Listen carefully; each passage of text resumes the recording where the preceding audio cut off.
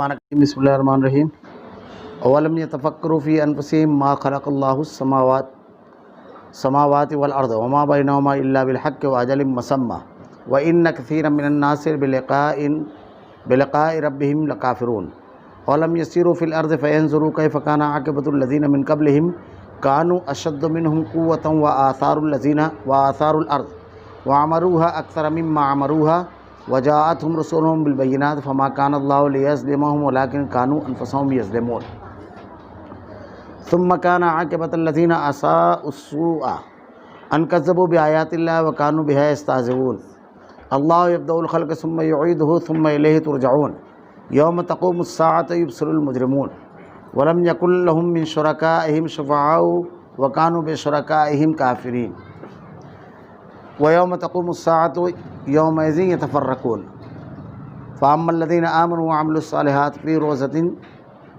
يحبرون وأما الذين كفروا وكذبوا بآياتنا ولقاء الآخرة فأولئك في العذاب محضرون۔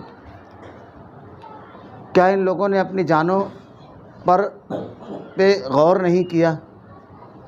کیا کہ اللہ نے آسمانوں اور زمینوں کو ان کے درمیان جو کچھ ہے سب کو بہترین قرینے سے مقرر وقت تک کے لیے کیا۔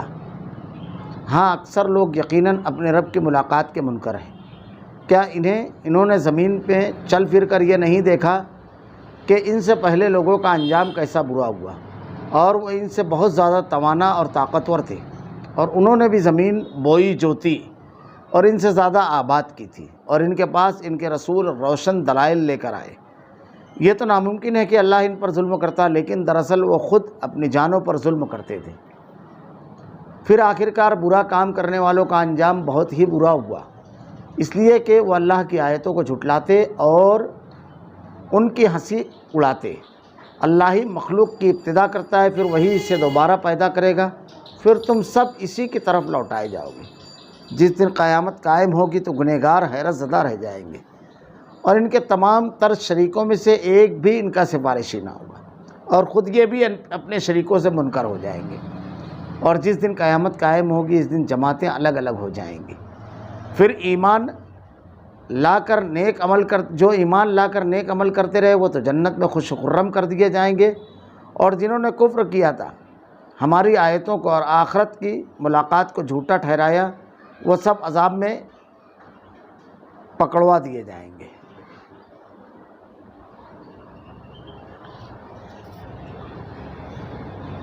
اولم یتفکروا فی انفسہم، کیا ان لوگوں نے اپنی جانوں میں یہ غور نہیں کیا؟ ما خلق اللہ السماوات والارض وما بینہما الا بالحق واجل مسمى، کہ اللہ نے آسمان اور زمین کو اور ان کے درمیان جو کچھ ہے سب کو بہترین قرینے سے مقرر وقت تک کے لیے کیا ہے۔ ہاں اکثر لوگ یقیناً اپنے رب کی ملاقات کے منکر ہیں۔ اللہ رب العالمین نے بار بار قرآن مجید کے اندر غور و فکر کی دعوت دی ہے انسانوں کو، اور انسان جب غور و فکر کرتا ہے کسی چیز کو گہرائی سے جب دیکھتا ہے تو اس کی حقیقت اور اس کی خوبیاں اس کے اوپر اجاگر ہو جاتی ہے۔ ایک اچٹتی ہوئی نظر آدمی ڈالتا ہے اور ایک گہرائی کے ساتھ نظر ڈالتا ہے۔ تو اللہ رب العالمین نے بار بار انسانوں کو یہ چیز بیان کی، اور آپ قرآن مجید پڑھیے تو قرآن مجید میں آپ کو اکثر مضامین بار بار آئیں گے، اکثر مضامین۔ یہ اس لیے ہے کہ کسی چیز کو جب بار بار انسان کو بولا جاتا ہے تو اس کے دل میں بہت پختہ ہو کر کے بیٹھ جاتی ہے وہ، اور بہت اہم مضمون ہو تو اس کو بار بار بیان کرنا چاہیے۔ یہ بار بار ریپیٹیشن جو ہوتا ہے اس کی خوبی ہوتی ہے، اس سے تربیت اتنی پختہ ہوتی ہے، اور آدمی کے مزاج میں وہ بات اتنی پختہ اتر جاتی ہے کہ پھر آدمی جلدی غلط کی طرف نہیں جاتا ہے۔ اس کی مثال آپ ایسے سمجھ سکتے ہیں کہ اللہ کے نبی صلی اللہ علیہ وسلم کے آپ خطابات دیکھیے، تو آپ ہر جمعہ کو جب خطبہ دینے کے لیے کھڑے ہوتے تو خطبہ مسنونہ میں ایک چیز ضرور پڑھتے تھے، کل بدعۃ ضلالہ کل ضلالۃ فی النار۔ ہر بدعت گمراہی ہے، ہر گمراہی کا ٹھکانہ جہنم ہے۔ اب آپ غور کیجئے کہ اللہ کے نبی صلی اللہ علیہ وسلم کن کے سامنے خطبہ دیتے تھے؟ صحابہ کرام. اور کون صحابہ کرام؟ جن کو خود اللہ کے نبی نے جنتی ہونے کی بشارت دی. اللہ رب العالمین نے قرآن میں جن کے بارے میں جنتی ہونے کے بارے میں ارشاد فرمایا اور کہا یہ کامیاب ہو گئے. یہی لوگ ہیں جو سچے مومن ہیں. ایسا ایمان لاؤ فَإِنْ آمَنُوا بِمِثْلِ مَا آمَنْتُمْ بِهِ. ایسا ایمان لاؤ، سمپل اور نمونہ. اب ان کے سامنے اللہ کے نبی کہہ رہے ہیں کہ ہر بدعت گمراہی ہے اور ہر گمراہی کا ٹھکانہ جہنم ہے، اور بار بار کہہ رہے ہیں ہر جمعہ کو. یہ کیوں؟ آپ دیکھیے صحابہ کرام کی پوری سیرت پڑھیے تو صحابہ کرام کے اندر بدعت کا شائبہ تک نہیں ہوگا، نہیں ملے گا آپ کو. آپ نے اتنا پڑھایا، اتنا بتایا کہ ان کے دلوں میں اتنا پختہ ہو گئی یہ بات کہ بدعت اور اس قسم کی چیزوں کو بہت دور سے محسوس کر لیتے تھے اور اس کو فوراً ہٹا دیتے تھے. بار بار جب کہی گئی تو ان کے دل میں بالکل پختہ ہو گئی. اللہ رب العالمین کی یہی چیز قرآن مجید میں جو ہے اسی کی مناسبت سے ہے وہ بات. اللہ کے نبی صلی اللہ علیہ وسلم کا عمل قرآن کے مطابق ہوتا تھا. اللہ رب العالمین نے بار بار توحید کے بیان کو پیش کیا ہے، بار بار، کہ اللہ رب العالمین غور و فکروں کی دعوت دے رہا ہے. یہاں پر کیا ان لوگوں نے اپنی جانوں میں یہ غور نہیں کیا کہ اللہ نے آسمان اور زمین اور ان کے درمیان جو کچھ ہے سب کو بہت بہترین طریقے سے بنایا ہے؟ آدمی اپنے آپ پر غور کرے کہ اللہ رب العالمین نے اس کو کتنا کامل اور کتنے بہترین سانچے میں ڈالا ہے. اللہ تعالیٰ ارشاد فرماتا ہے قرآن میں لَقَدْ خَلَقْنَا الْإِنسَانَ فِي أَحْسَنِ تَقْوِيمٍ. اللہ نے تم کو بہترین سانچے میں ڈالا. آدمی اپنے اوپر جب غور کرے گا، اپنے وجود کے اوپر، تو توحید تک پہنچے گا. اس کو اللہ تک کے اس کا وجود پہنچائے گا اپنے وجود پر جب غور کرے گا. بالکل سادی مثالیں. دنیا میں کوئی بھی چیز آپ سے نہیں بنی، ہر چیز کو کوئی نہ کوئی بنانے والا ہے. جب آدمی یہ سوچنا شروع کرتا ہے تو مجھ کو کس نے پیدا کیا، تو دنیا کے اندر آدمی غور کرتا ہے تو کسی کے اندر ایک مکھی بھی پیدا کرنے کی صلاحیت نہیں ہے. آج تک دنیا میں کسی نے نہیں دیکھا کہ کوئی کسی کو پیدا کیا ہے، بلکہ جن کی پوجا اور عبادت لوگ کرتے ہیں اللہ کو چھوڑ کر، ان کو بھی اللہ نے پیدا کیا، وہ خود بھی پیدا نہیں ہو سکے. اب یہ تو ہو گیا، اللہ نے ہم کو پیدا کیا، ہمارا پورا وجود بنایا، لیکن وجود بنانے کے بعد دیکھیے آدمی کے اوپر عمر کی 3 منزلیں آتی ہیں. پہلے بچپن، دانت نہیں تھا، اللہ نے اگایا. توانائی نہیں تھی، چلنے کی قوت اللہ رب العالمین نے دی، جوان اور توانا ہوا. اب اس کے بعد جب بڑھاپا شروع ہوا تو وہی دانت جو اگے تھے وہ جھڑ گئے. تو دنیا میں کوئی ہے ایسا کسی بھی مقام کا جو ایک دانت اگا دے وے؟ پورے 32 نہیں، ایک ہے کوئی؟ یہ تو بہت دور کی بات ہے. داڑھی اور سر کے بال سفید ہونے لگے، کچھ کے اڑنے لگے، اڑ گئے تو واپس کوئی لا پاتا ہے؟ اور اگر سفید ہو گئے تو اس کو بلیک اگا پاتا ہے کیا؟ کوئی مہندی لگا رہا ہے، کوئی خضاب نہیں لگانا چاہیے، کالا خضاب، یہ سب کر رہے ہیں، لیکن کوئی اس کا رنگ بھی بدلنے کی صلاحیت ہے؟ تو اللہ کی تخلیق میں جو تبدیلی آئی تو آدمی چاہتا ہے کہ ہمیشہ جوان دکھائی دے، تو کوئی کر سکتا ہے؟ ایک بال کوئی اگا سکتا ہے؟ بینائی چلی گئی کوئی بینائی دے سکتا ہے؟ اکھا آدمی پیدا کرے، اکھے آدمی کو کہتے ہیں کہ فلاں نے بیٹا دیا، فلاں نے بیٹی دی. کیا کہتے ہو تم؟ جو پورا وجود ہے اس کے ایک جز کو کوئی پیدا نہیں کر سکتا، ایک جز کو. اچھا پھر اللہ نے اس کو بنایا کیسے انسان کو؟ لَقَدْ خَلَقْنَا الْإِنسَانَ فِي أَحْسَنِ تَقْوِيمٍ، بہترین سانچے میں ڈالا. آپ غور کیجئے دنیا کے اندر انسان نے کتنی چیزیں بنائی ہے، کوئی شمار ہے؟ لیکن آپ دیکھیے کہ انسان اپنی چیزوں پہ مطمئن نہیں. حالانکہ سب کائنات میں اللہ تعالیٰ کی پیدا کی ہوئی چیزوں کو جوڑ جاڑ کر اس نے بنایا، لیکن سائنس تو کہتی ہے کہ دنیا کی ہر مشین انکمپلیٹ ہے. یعنی ہر مشین جب بناتا ہے تو اس میں لگتا ہے کہ اس میں یہ کمی رہ گئی ہے، پھر اگلے سال اس کو بڑھا دیتا ہے. موبائل آج آپ لوگ استعمال کرتے ہیں، ابھی اس میں بہت سارے لوگ مجلس میں ایسے بیٹھے ہیں، جب یہ شروع ہوا تھا تو صرف نمبر دکھائی دیتا تھا، اور وہ بھی پیلا پیلا ڈھونڈنا پڑتا تھا. آج موبائل جیب میں اور اس کے ساتھ کیا نہیں ہے؟ گاڑیاں، موٹر سائیکل، ہر سال کمپنی ماڈل بدلتی ہے، یعنی اس کو لگتا ہے کہ یہ خامی ہے، اس کو خوبی میں بدل دو. انسان جب کوئی چیز بناتا ہے اطمینان نہیں ہے. اللہ نے حضرت آدم علیہ السلام کو بنایا. آج تک دنیا میں جتنے بھی انسان ہیں کبھی آپ نے سنا کہ کسی ایک آدمی نے کہا ہے کہ 2 کی بجائے 3 ہاتھ ہونا چاہیے؟ یہ اللہ کا سانچہ ہے. ایک آنکھ یہاں اور ایک آنکھ پیچھے رہنا چاہیے تھا. یہ ناک جو ہے یہاں کے بجائے تھوڑا سائیڈ میں رہتی. تو آج تک آپ نے کسی دنیا کے کسی انسان کو اللہ کے اس سانچے پر تنقید کرتے ہوئے دیکھا آپ نے؟ اچھا کسی نے اس کی کوشش کی کہ تھوڑا سا اس میں کچھ تبدیلی کر لے وے؟ یعنی جو چیز اللہ نے جہاں رکھی ہے اس کو دوسری جگہ کر لے وے، آپریشن وغیرہ سے کبھی سنا آپ نے؟ اگر اس سانچے کے باہر کوئی چھلا جاتا ہے، جیسے کسی کو اگر 6 انگلی اللہ دے دیتا ہے تو ہم لوگ تو اس کو چھنگو بولنے لگتے ہیں. اللہ کا فریم ایسا ہے، آدم علیہ السلام کو بنایا، آج تک دنیا میں کسی نے کہا نہیں کہ نہیں اس میں یہ تبدیلی. اور انسان جب بناتا ہے اللہ کے اوپر غور، لقد خلقنا الانسان فی احسن تقویم. تم غور نہیں کرتے، تم سوچتے نہیں، تم تدبر نہیں کرتے کہ اللہ کی تخلیق کیسی ہے رب العالمین کے. اپنے وجود کے اوپر غور کرو اور آگے بڑھیے. اللہ اس پوری کائنات کا اکیلا خالق و مالک ہے، اکیلا. میں اکثر کہا کرتا ہوں اس کی دلیل سب سے بڑی ہم خود ہیں، ہم خود. آپ دیکھیے دنیا کے اندر جتنی بھی کمپنیاں ہیں، اگر کوئی چیز بناتی ہے، جیسے موٹر سائیکل ہے، بے شمار کمپنیاں بناتی ہیں، لیکن ہر کمپنی کا ماڈل آپ کو الگ نظر آئے گا. ہر کمپنی کا. بچوں کو بتائیے تو بول دے گا کہ یہ فلاں کمپنی کی ہے. جب اس سے پوچھے کیوں؟ اس لیے کہ اس کا ماڈل الگ ہوتا ہے، اس کا پورا کے پورا جو طریقہ کار ہے وہی 2 چاک رہیں گے، لیکن کچھ نہ کچھ ایسی تبدیلی رہے گی کہ فوراً آدمی دے دیں گے. موبائل دیکھتے ہیں تو بول دیتے ہیں یہ ماڈل ہے. یہ کیوں؟ کمپنی بدلی، ماڈل بدل جاتا ہے. ہر کمپنی اپنے حساب سے ایک ماڈل بنا کر کے پیش کرتی ہے. آپ پوری دنیا کے انسانوں کا جائزہ لیجیے، امریکہ کے، افریقہ کے، ہندوستان کے، پاکستان کے، بنگلہ دیش کے، ترکی کے، انڈونیشیا کے، ایران کے، سعودیہ کے، جہاں کے بھی. اچھا صرف یہ نہیں، ہندو، مسلم، سکھ، عیسائی، یہودی، پارسی، دنیا کے کسی بھی مذہب کے آدمی کو آپ کو کوئی تبدیلی کبھی کسی آدمی میں نظر آئی کہ کوئی آدمی اگر ہندو پیدا ہوتا ہے تو وہ ذرا الگ ٹائپ کا پیدا ہوتا ہے، مسلمان پیدا ہوتا ہے تو وہ الگ ٹائپ کا پیدا ہوتا ہے، عیسائی الگ ٹائپ کا، کوئی ایک تبدیلی لگی؟ یہ پوری دنیا کے جو انسان ایک طرح ہیں، یہ اس بات کی سب سے بڑی دلیل ہے کہ ان سب کو بنانے والا ایک ہے. کیونکہ اگر بدلتا خالق تو ماڈل بدل جاتا، فوراً تبدیلی آ جاتی کچھ نہ کچھ. کوئی تبدیلی ان کے اندر نہیں ہے. اس کا کیا مطلب؟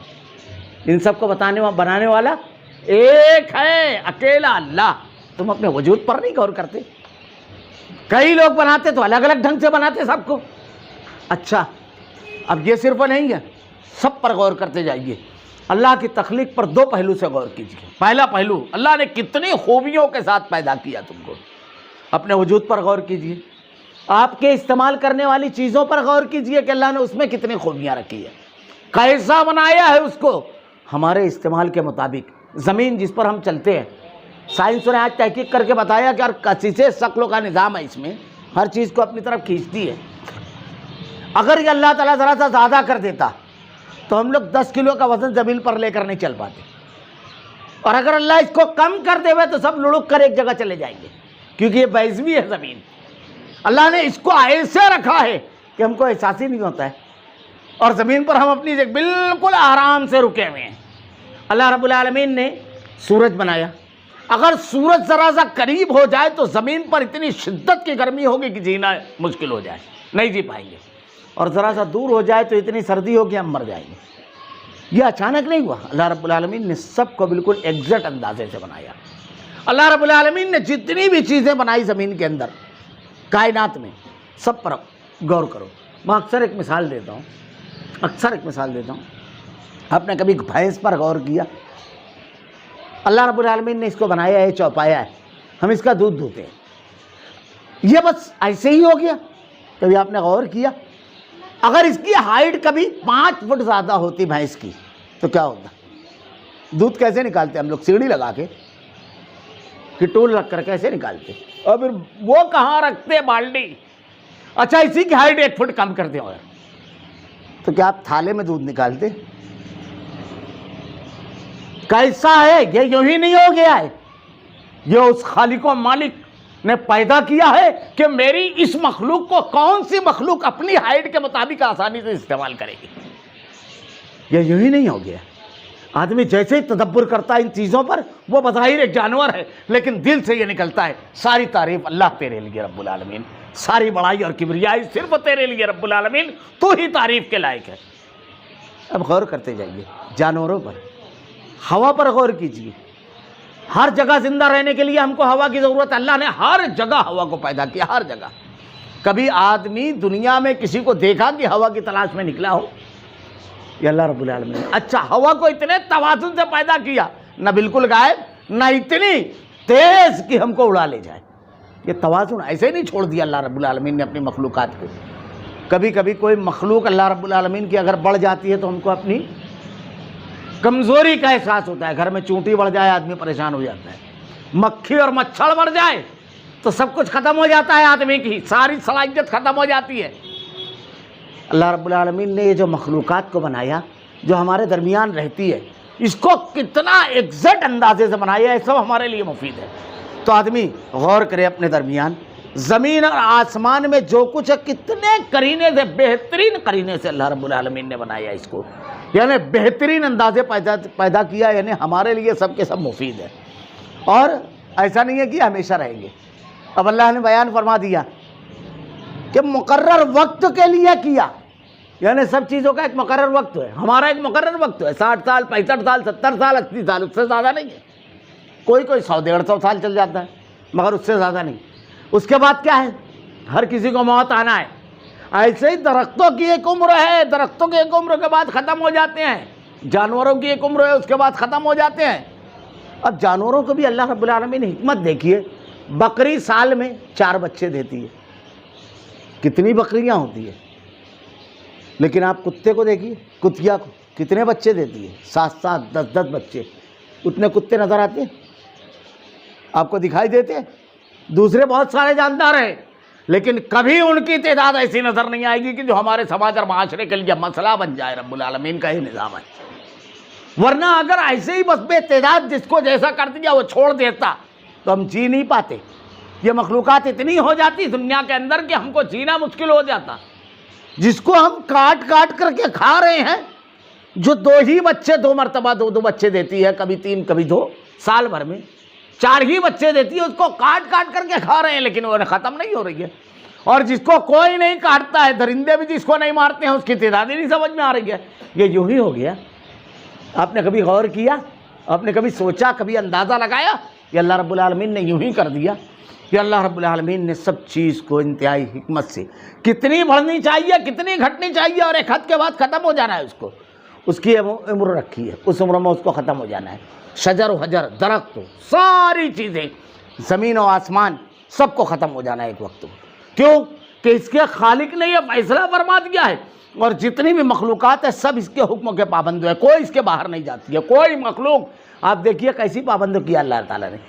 آپ دیکھیے جس کو اللہ تعالیٰ نے گھاس کھانے والا بنایا وہ کبھی سبزی، وہ کبھی گوشت تو نہیں کھاتا ہے، اور جس کو گوشت خور بنا دیا وہ سبزی نہیں کھاتا ہے، اور انسان کو اللہ رب العالمین نے دونوں کھانے والا بنایا۔ لوگوں نے تحقیق کی کہ جو ہمارے دانت ہیں، نوکیلا دانت عموماً گوشت خور جانوروں میں ہوتا ہے، اور یہ جو آگے کا سیدھا اور جبڑا ہے یہ عموماً سبزی خوروں میں ہوتا ہے۔ اللہ تعالیٰ نے انسان کو دونوں سائز کا جبڑا دیا ہے، دونوں چیزیں کھانے کا۔ اللہ رب العالمین نے ایک نظام بنا دیا، ایک جانور کے لیے ایک خوراک بنا دی، بس وہ اس خوراک کے باہر نہیں جا رہا ہے، اب وہ دوسروں کی خوراک پہ منہ نہیں مار رہا ہے، اللہ کی ممنوع چیزوں کے آگے نہیں جا رہا ہے۔ اللہ رب العالمین نے جو منع کر دیا، یہ اللہ رب العالمین کا سارا انتظام و انصرام ہے۔ اللہ تعالیٰ نے کہا اس کو ایک حد تک کے، انسان بھی ایک حد تک کے ہے۔ ہاں اکثر لوگ اپنے رب کی ملاقات کے منکر ہیں، جب دیکھ رہا ہے کہ مخلوقات ختم ہو رہی ہے، یہ بھی ختم ہو رہا ہے، خود جنازے کو کاندھا دیتا ہے، خود لاشیں اٹھاتا ہے، لیکن اس کو اندازہ نہیں ہے۔ ہر لاش، ہر جانے والا جنازہ اس کی اپنی خاندان میں جب غور کرتا ہے تو دادا نہیں ہے، نانا نہیں ہے، ابا نہیں ہے، اماں نہیں ہے، خالو بھی چلے گئے، بڑے ابا بھی چلے گئے، سب معلوم، لیکن اس کے باوجود کبھی غور نہیں کرتا کہ اب تو ہمارا نمبر ہے، ہم بھی تو کسی کے بڑے ابا، چچا، خالہ اور نانا اور ماما ہو چکے اور دادا، اب نمبر ہمارا ہی ہے۔ اور جب وہاں جائیں گے تو وہاں ایک ایک چیز کا رب العالمین حساب لے گا۔ ہر چیز کو اللہ نے پیدا کیا، اس کو ختم بھی اللہ رب العالمین انہیں اس کا اختتام بھی رکھا ہے۔ اپنے رب کی ملاقات کے منکر ہے۔ کیا انہوں نے زمین میں چل پھر کر نہیں دیکھا؟ اب یہ دیکھیے دوسری دلیل۔ پہلی دلیل تو خود پر، اپنے اطراف کی چیزیں، آپ تھوڑا سا گھوم پھر کر دیکھو زمین پہ، ان سے پہلوں کا انجام کیسا برا ہوا۔ اللہ تعالیٰ نے پوری تاریخ بیان کی ہے۔ برا انجام ہم لوگ آج کے دور میں بھی دیکھتے رہتے ہیں کہ بڑے بڑے طاقتور لوگوں کا کیسا انجام ہوتا ہے، کیسے آدمی موت کے منہ میں چلا جاتا ہے، ساری توانائی، ساری صلاحیت، سارا روپیہ ہونے کے باوجود ایک سیکنڈ آدمی موت کو آگے پیچھے نہیں کر پاتا ہے۔ فَإِذَا جَاءَ أَجَلُهُمْ لَا يَسْتَأْخِرُونَ سَاعَةً وَلَا يَسْتَقْدِمُونَ، جب اجل آ جائے گی تو آپ ایک سیکنڈ اس کو آگے اور پیچھے نہیں کر سکتے۔ اللہ رب العالمین کہہ رہا ہے گھوم پھر کر دیکھو زمین پہ کہ اللہ نے کتنے طاقتور لوگوں کو نشان عبرت بنا دیا۔ کل جن کی حکومتیں تھی ایک حکم دیا کرتے تھے تو سر قلم ہو جاتے تھے، آج وہ خود زمیں بوس ختم ہو گئے۔ بعض بستیوں پر اللہ رب العالمین کا عذاب آیا۔ ان سے پہلے لوگوں کا انجام کتنا برا ہوا، وہ ان سے بہت زیادہ طاقتور تھے۔ آج جو سرکشی کر رہا ہے، جو اللہ کی نافرمانی کر رہا ہے، آپ کیا مت سوچو، اس کو بھی ختم ہونا ہے۔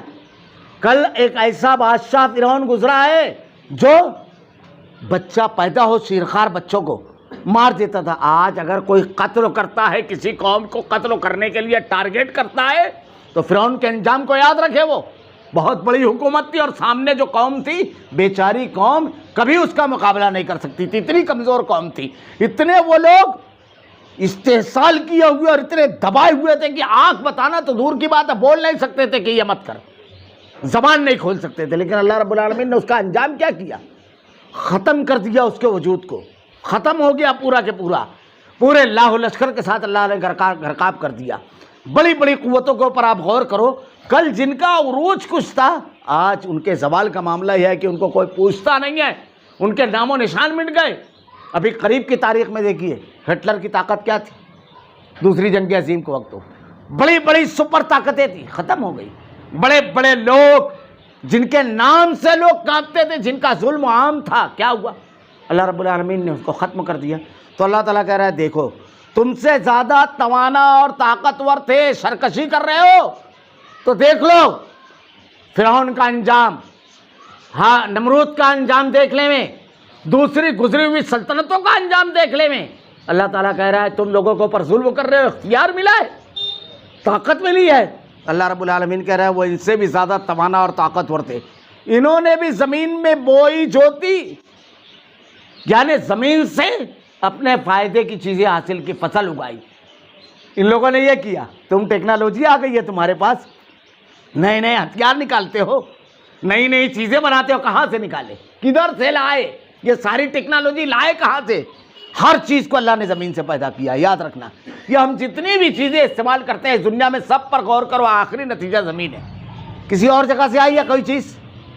یہ موبائل، جو چیز پر آپ غور کرو، ہر چیز اللہ تعالیٰ نے مٹی سے انسان کو پیدا کیا، اور سارا اللہ تعالیٰ کہتا ہے تمہارا رزق کو اللہ تعالیٰ نے مٹی میں لکھا ہے، مٹی میں اللہ تعالیٰ مٹی سے تمہارا رزق کو۔ اب رزق کو ایک تو یہ ہے کہ کھیتی باڑی کرتا ہے آدمی، دوسرا لوہا زمین سے نکالتا ہے، ابرک زمین سے نکالتا ہے، یورینیم زمین سے نکالتا ہے، پیٹرول نکالتا ہے، ڈیزل نکالتا ہے، یہ ساری چیزیں کہاں سے نکالتا ہے آدمی؟ زمین سے۔ اللہ تعالیٰ نے زمین میں پیدا کیا سب۔ اللہ تعالیٰ کہہ رہا ہے ان لوگوں نے بھی یہ سب کیا، جو اس وقت کی ضرورت کی چیزیں تھی سب نکالتے تھے اور اس سے فائدہ اٹھاتے تھے، اور ان سے زیادہ آباد کی تھی، یعنی ان کی جو بستیاں تھیں بہت آباد بستی تھی، ساری سہولتیں، ساری چیزیں۔ آباد بستی کس کو بولتے ہیں؟ جہاں سب چیز میسر ہو، اور جب تمام چیزیں میسر نہیں ہوتی ہے، بارش نہ ہو تو بستیاں ویران ہو جاتی ہے، بیماری آئے تو بستیاں ویران ہو جاتی ہے، قحط سالی آئے، کاروبار ختم ہو جائے، ابھی کرونا آیا تو بستیاں ویران ہو گئی تھی۔ ساری چیزیں ان کے اندر تھی، صحت تھی، قوت تھی، صلاحیت تھی، زمین کے معدنیات اور زمین کے جو ذخائر تھے وہ ان کے پاس تھے، حکومت تھی، سب کچھ تھا۔ پھر اس کے بعد کیا ہوا کہ ان کے پاس ان کے رسول روشن دلائل لے کر آئے۔ اب اللہ رب العالمین نے تم کو اس لیے نہیں پیدا کیا ہے کہ تم زمین سے نکالو، زمین کی چیزوں سے فائدہ اٹھاؤ، اور زمین کو پیدا کرنے والے اور خود کو پیدا کرنے والے کو فراموش کر دو۔ اس نے بالکل صاف اعلان کیا ہے کہ الذی خلق الموت والحیات لیبلوکم ایکم احسن عملا وهو العزیز الغفور۔ یہ دنیا کی زندگی اللہ تعالیٰ نے جو دی ہے اس لیے کہ تمہیں آزمائے تم میں کون نیک بہتر عمل کرتا ہے، اس کے لیے اللہ رب العالمین نے تم کو پیدا کیا ہے۔ نیک عمل کون سا ہے؟ نیک عمل ہے جو اللہ نے بتایا اور رسول نے بتایا، تمہاری مرضی والا نہیں، جو اللہ نے اپنے کلام میں بتایا اور رسول صلی اللہ علیہ وسلم نے احادیث میں، اللہ کے نبی نے دونوں چیزیں بیان کی، کلام الہی اور کلام رسول، اپنے ہر عمل کو اللہ کی بتائے ہوئے حکموں کے مطابق کر دو۔ آپ دوسرے تمام چیزوں کو دیکھو، سورج کبھی اللہ کی نافرمانی نہیں کرتا ہے، اگر اللہ کی نافرمانی کرے، جو اللہ نے اس کو متعین کر دیا ہے کہ اسی مسخر پر طیر، یہی ہے کہ تو اس زاویے سے رہے گا کہ زمین جب گھوم کر کے تیرے سامنے آئے گی تو چمکتا رہے گا، ایسا نہیں کہ زمین اس کے سامنے آئی تو وہ ہٹ گیا، یہ نہیں کر سکتا، وہ سرکشی نہیں کرتا ہے۔ اللہ نے جو کام جس مخلوق کو دے دیا اس کام کو وہ لگی ہوئی ہے، تم بھی اللہ کی مخلوق ہو۔ بس اتنا ہے کہ اللہ رب العالمین نے دوسری مخلوقات کے سامنے وَلَقَدْ كَرَّمْنَا بَنِي آدم، ہم نے بنی آدم کو عزت دی۔ عزت فضیلت کیسے دی؟ کہ اللہ تعالیٰ نے صلاحیت دی سوچنے اور سمجھنے کی، اور معافی الضمیر ادا کرنے کے لیے زبان دیا، دماغ دیا چیزوں کو استعمال کرنے کے لیے۔ اللہ رب العالمین نے ساری خوبیوں کے ساتھ اختیار دیا، اور اختیار دینے کے ساتھ اپنی تعلیمات بھیجی کہ ان تمام اختیارات کے بعد آزمائش تمہارے لیے ہے کہ تم اللہ کی نازل کردہ احکامات، ان تمام صلاحیتوں کو اللہ کی نازل کردہ احکامات کے مطابق استعمال کرتے ہو یا اپنی مرضی اور اپنی انا کے مطابق۔ ابلیس کا واقعہ اللہ نے بیان فرمایا قرآن مجید میں، اللہ تعالیٰ نے ابلیس کو حکم دیا سجدہ کر، کیا ہوا؟ ساری چیزیں اللہ کی عطا کی ہوئی تھی، اس نے سجدہ کرنے سے انکار کیا، استکبار کیا، اس نے تکبر کیا، اپنا دماغ لڑایا، اپنی عقل لڑائی، احکام کی خلاف ورزی کی، حکم نہیں مانا۔ آج دنیا کے اندر مختلف امور میں اگر حکم نہ مانے، ہم سرکشی کریں، نافرمانی کریں، تو کیا معاملہ ہوگا ہمارا؟ اللہ رب العالمین نے اسے جب اپنے دربار سے نکال دیا، اللہ رب العالمین نے حضرت آدم علیہ السلام اور اماں حوا کو کہا اس درختوں کے قریب نہ جانا، گئے، نافرمانی ہوئی۔ جس چیز کو کھانے سے اللہ نے منع کیا، جس چیز کے قریب جانے سے اس کے قریب گئے، جنت سے نکالے گئے۔ ہم ایسی چیزوں کے قریب جائیں گے جو اللہ رب العالمین کی منع کی ہوئی چیزیں ہیں، تو کیا جنت میں داخل ہو پائیں گے؟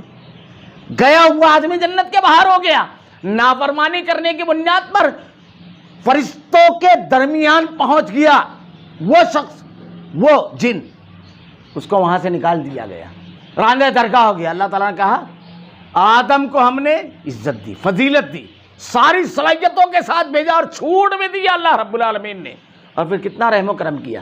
کبھی اگر نافرمانی اور غلطی ہو جائے تو اللہ تعالیٰ نے کہا توبہ اور استغفار کر لو، کیونکہ یہ تمام خواہشیں جب دی ہے تو کہیں نہ کہیں کچھ نہ کچھ ہوگا، لیکن توبہ اور استغفار کر لو گے تو اللہ معاف کر دے گا، وہ بڑا غفور الرحیم ہے، وہ بڑا معاف کرنے والا ہے، وہ بڑا کرم کرنے والا ہے۔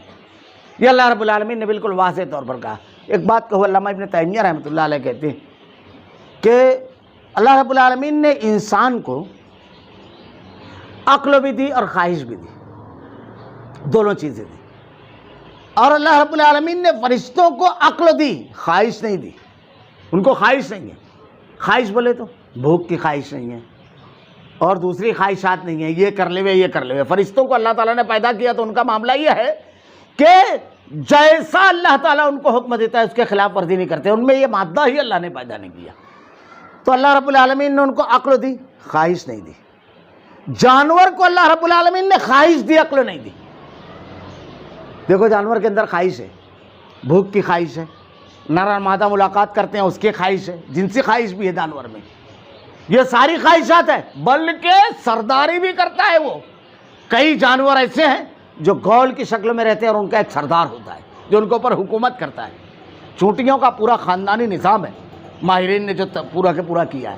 تو اللہ نے جانور کو خواہش دی، عقل نہیں دی، فرشتوں کو عقل دی، خواہش نہیں دی، اور انسان کو دونوں دیا۔ علامہ ابن تیمیہ رحمۃ اللہ علیہ نے بڑی پیاری بات کہی ہے، جب انسان اپنی خواہشات کو عقل پر غالب کر دے، یعنی خواہش کا بندہ ہو جائے تو وہ جانور ہو جاتا ہے، اور جب آدمی اپنی خواہشات کو عقل کے تابع کر دیتا ہے تو فرشتہ ہو جاتا ہے، کیونکہ ان کو اللہ رب العالمین نے عقل دی ہے، خواہش نہیں دی ہے۔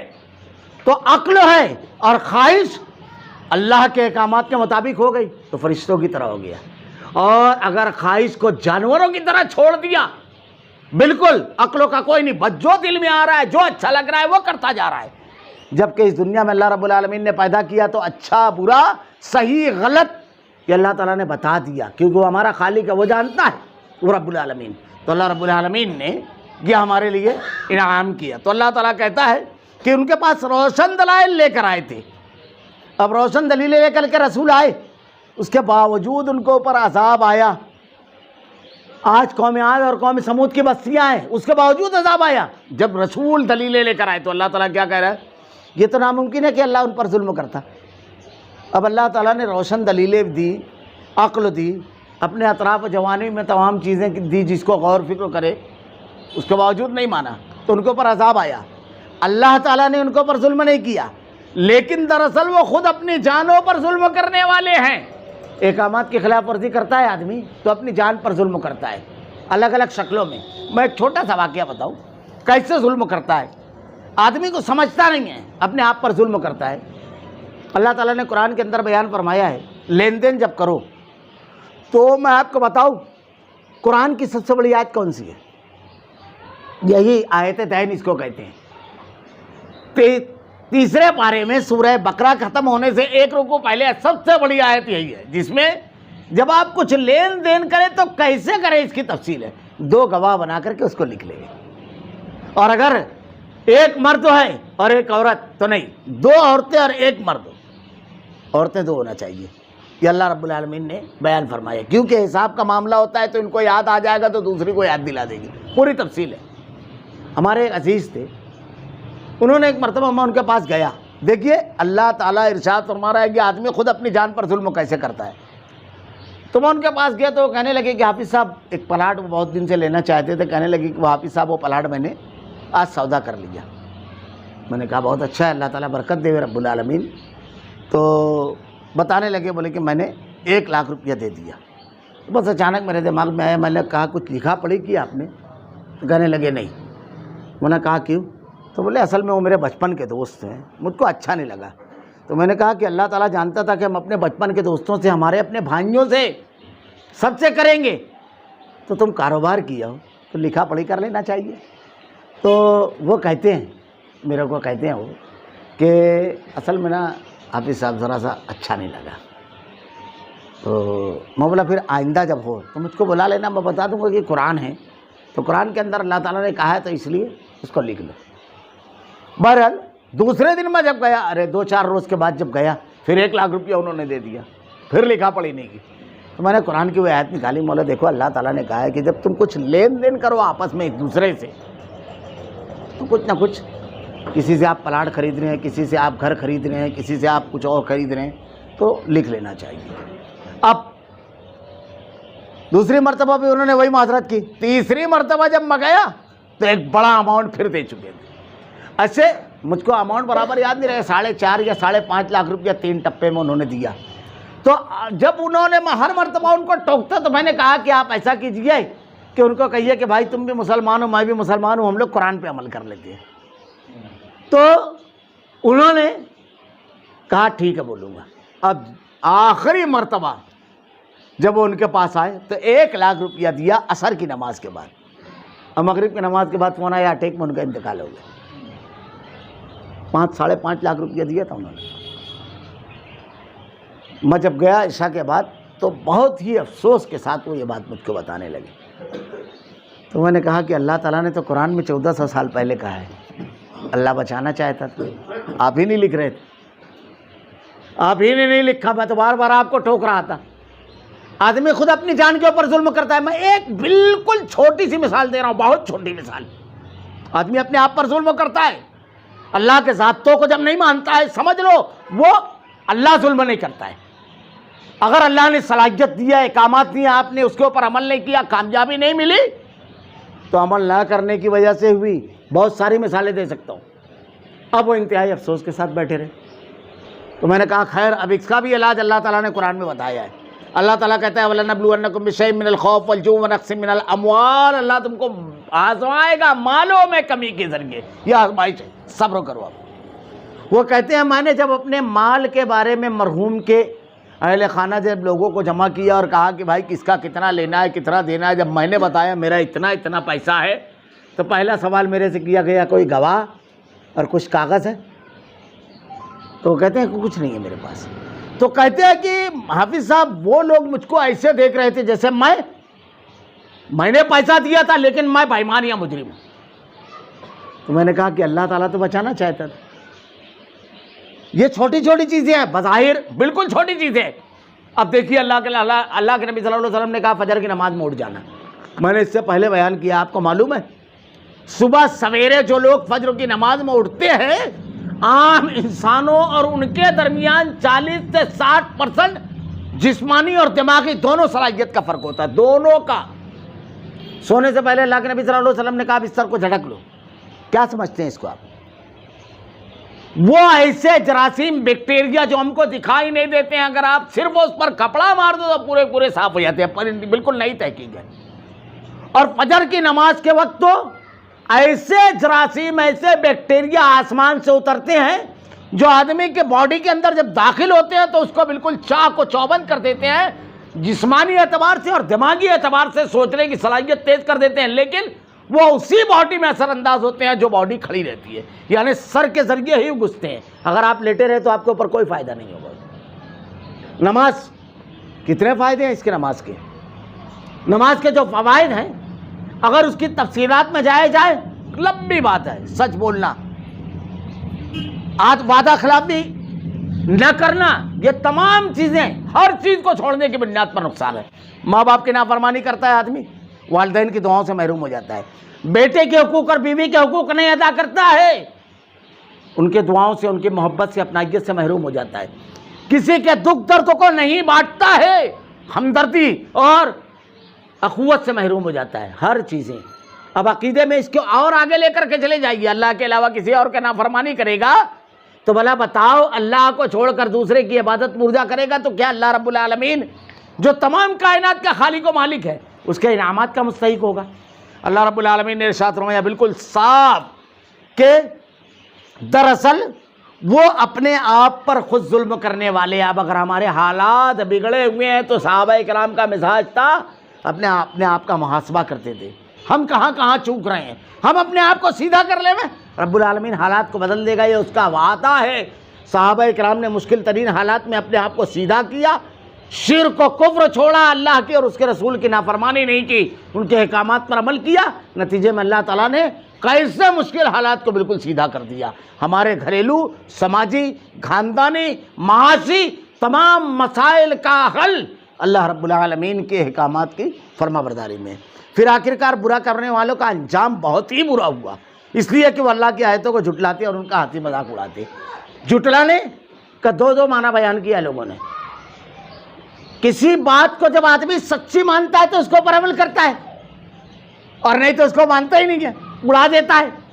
یا تو کسی بات کو بہت زیادہ قیمتی مانتا ہے تو بہت توجہ سے سنتا ہے اور اس کے مطابق اپنے آپ کو ڈھالتا ہے, اور نہیں تو ہاں جا. ایک تو زبان سے کہتا ہے, ایک عمل سے کہتا ہے. یہ طریقہ کار الگ الگ ہے. اللہ رب العالمین نے دونوں زاویوں سے بیان کیا ہے کہ یہ کرنے والوں کا انجام کیا ہے. اللہ ہی مخلوق کی ابتدا کرتا ہے, پھر وہی سے دوبارہ پیدا کرے گا, پھر تم سب اس کی طرف لوٹائے جاؤ گے. ساری مخلوقات جس سے تم فائدہ پہنچاتے ہو سب کا خالق اللہ ہے.